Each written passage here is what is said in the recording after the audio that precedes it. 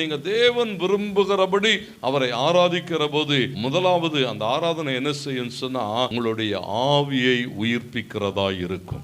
அநேக நேரங்களிலே இந்த ஆவி சோர்ந்து போகிற போது, அந்த ஆத்துமா சோர்ந்து போகிற போது மனிதன் என்ன செய்கிறதை பார்க்கிறோம், அப்படியே சோர்ந்து போகிறான். சூழல்களுக்கு கூடாக கடந்து போகும், உடைந்து போயிருக்கலாம், நொறுங்கி இருக்கலாம், மலம் கலங்கி அப்படியே ஒண்ணுமே இல்லாம என்ன செய்வோன்னு தெரியாத ஒரு சூழல்ல இருக்கிறது போல அப்படி கடந்து போகிற போது ஒரே ஒரு வார்த்தை தேவ சமூகத்தில் உட்கார்ந்து எல்லாம் இயேசுவே, எனக்கு எல்லாம் இயேசுவேன்னு பாடினீங்கன்னா கொஞ்ச நேரத்தில் என்ன வந்துருமா, அவர் வருகிற போது சோர்ந்து போன ஆவியை உயிர்ப்பிப்பார். வசனம் அப்படித்தான் சொல்லுகிறது. சோர்ந்து போனவனுக்கு, சத்துவம் இல்லாதவனுக்கு, ஒன்றும் முடியல அப்படின்னு சொல்லுகிற போது நல்லா உட்கார்ந்து கர்த்தரை விடுதலையோடு நீங்கள் ஆராதித்து பாருங்கள்.